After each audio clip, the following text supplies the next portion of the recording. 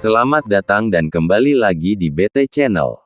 Partai Buruh berencana berunjuk rasa di Gedung Mahkamah Konstitusi (MK) untuk mengawal putusan Judicial Review Undang-Undang Nomor 6 Tahun 2023 tentang Cipta Kerja, pada Senin tanggal 2 Oktober tahun 2023 besok.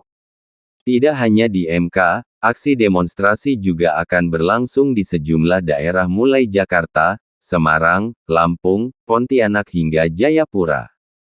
Pada tanggal 2 Oktober akan ada pembacaan keputusan Junior Omnibus Law Cipta Kerja, maka Partai Buruh akan melakukan aksi besar, yang dipusatkan di Gedung MK dan serempak di seluruh Indonesia, ujar Presiden Partai Buruh, Said Iqbal dalam keterangannya dikutip Ahad tanggal 1 Oktober tahun 2023. Diklaimnya, Partai Buruh adalah satu-satunya partai politik yang meminta MK untuk mencabut Omnibus Law UU Cipta Kerja melalui Judicial Review uji formil.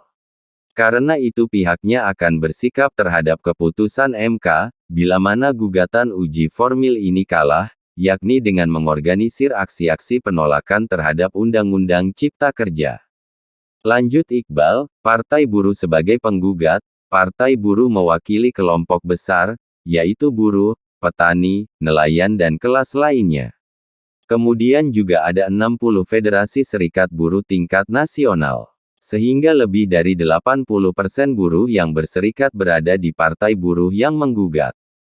Ditambah lagi elemen serikat lainnya, seperti buruh informal, petani, nelayan, perempuan, mahasiswa, miskin kota, disabilitas, dan lain sebagainya.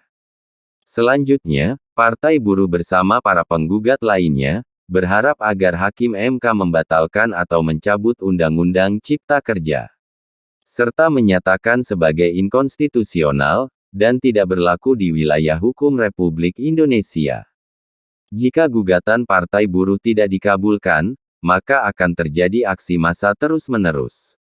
Bahkan aksi tidak hanya dari Partai Buruh, tapi juga dari elemen masyarakat lainnya, meluas dan bergelombang.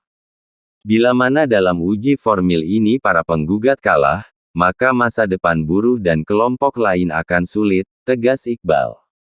Said Iqbal memprediksi peluang Mahkamah Konstitusi untuk mengabulkan gugatan buruh adalah 50%. Meski demikian, informasi itu tidak bisa dikonfirmasi. Karena memang keputusan MK bersifat rahasia sampai dengan dibacakan secara terbuka di dalam persidangan. Pihaknya berharap para hakim Mahkamah Konstitusi mendengarkan tuntutan kaum buruh untuk mencabut UU Cipta Kerja. Dari berbagai sumber informasi, keputusannya tidak terlalu menyedihkan bagi buruh. Keputusannya tidak terlalu menyedihkan. Tidak menyedihkan bagi buruh, saya menganggap jalan tengah, misalnya seperti dulu, diputus inkonstitusional bersyarat, terang Iqbal. Dalam kesempatan ini, Said Iqbal juga menyerukan kepada kaum buruh untuk tidak memilih partai politik yang telah mengesahkan Omnibus Law UU Cipta Kerja. Ada 7 partai di Senayan yang mendukung Omnibus Law.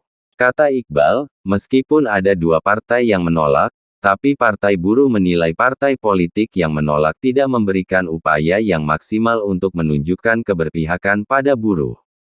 Bagaimana menurut Sobat BT semua tentang hal ini? Silahkan berikan komentar dan sarannya. Terima kasih.